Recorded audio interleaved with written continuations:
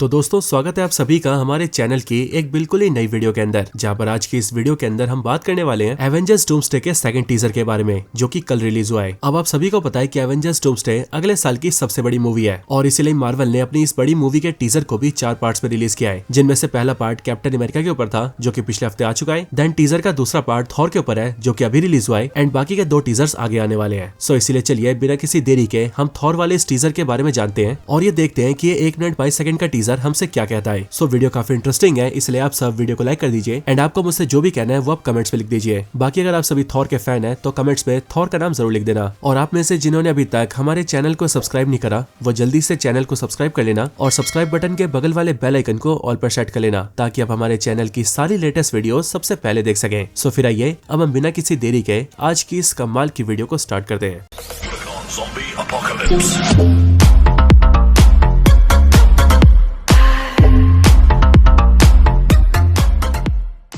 तो इस ट्रेलर की स्टार्टिंग होती है एक जंगल से, एक ऐसे जंगल से जिसके अंदर दिन दहाड़े धूप की रोशनी के बीच तूफान का देवता थॉर चल रहा होता है। और यहाँ पर नोटिस करने वाली बात ये होती है कि इस टाइम पर थॉर के हाथों में उसका स्टॉर्म ब्रेकर होता है। अब थॉर को उसका स्टॉर्म ब्रेकर मिला था एवेंजर्स इन्फिनिटी वॉर के अंदर, जिसे उसने आगे लंबे टाइम तक यूज किया था। लेकिन फिर आगे चलकर जब Thor love and thunder movie आई तब उस मूवी के एंड सीन में हमने ये देखा था कि थॉर अपने म्योनिर के वापस आने के बाद स्टॉर्म ब्रेकर को गॉर की बेटी लव के हाथों में दे देता है। बट इस टाइम पर स्टॉर्म ब्रेकर थॉर के हाथों में है और इसीलिए इसका मतलब यहीं से साफ हो जाता है कि गॉर की बेटी लव स्टॉर्म ब्रेकर का इस्तेमाल नहीं कर रही है। एंड फिर इसके अगले सीन के अंदर हमें इस बात का कंफर्मेशन भी मिलता है, क्योंकि नेक्स्ट सीन के अंदर हम देखते हैं गौर की बेटी लव को जो कि इस टाइम पर बेड पर पड़ी हुई होती है एंड उसकी कंडीशन देखकर हमें साफ पता लगता है कि इस टाइम पर वो काफी ज्यादा बीमार है। लेकिन यहाँ पर थॉर उसके साथ होता है जो कि एक फादर की तरह उसकी देखभाल कर रहा होता है। एंड इस वाले सीन के बाद हम अगेन जंगल में थॉर को देखते हैं जो कि अपने घुटनों में बैठकर अपने फादर ओडिन से प्रार्थना कर रहा होता है। अब दोस्तों देखा जाए तो ट्रेलर के अंदर फुटेज तो सिर्फ इतना ही होता है, लेकिन ट्रेलर में जो चीज सबसे काम की है वो है वो शब्द जो कि थॉर के मुंह से निकले हैं। इस ट्रेलर की स्टार्टिंग में थॉर अपने पिता को याद करता है और ट्रेलर के स्टार्ट होते ही वो अपने फादर ओडिन से कहता है कि उसने जिंदगी भर कई सारे युद्ध लड़े हैं, कुछ सम्मान के लिए, कुछ कर्तव्य के लिए और कुछ तो जीतने के लिए। लेकिन पिताजी आज किस्मत ने मुझे वो दिया है जिसकी मैंने कभी चाह नहीं करी थी। किस्मत ने मुझे एक बेटी दी है, एक ऐसी बेटी जो कि तूफानों से अनछुई है और वो बहुत मासूम है। और दोस्तों फिर इसके बाद ही थॉर ओडिन से प्रार्थना करता है कि ओडिन उसे सभी परम पिताओं की शक्ति दे ताकि वो एक आखिरी युद्ध लड़ सके और अपने उस आखिरी दुश्मन को हरा सके जो कि बहुत ही ज्यादा शक्तिशाली है। अब दोस्तों एज ऑफ कोर्स यहाँ पर थॉर और किसी के नहीं बल्कि हो सकता है कि डॉक्टर डूम की बात कर रहा है, क्योंकि डॉक्टर डूम एवेंजर्स डूम्सडे का न सिर्फ मेन विलन है बल्कि वो सबसे पावरफुल विलन भी है। इसके साथ ही वो वाले रूमर्स हम कैसे भूल सकते हैं जिन रूमर्स में हमें बताया गया था कि डूम्सडे मूवी के अंदर डॉक्टर डूम हो सकता है कि थॉर की जान ले लेगा।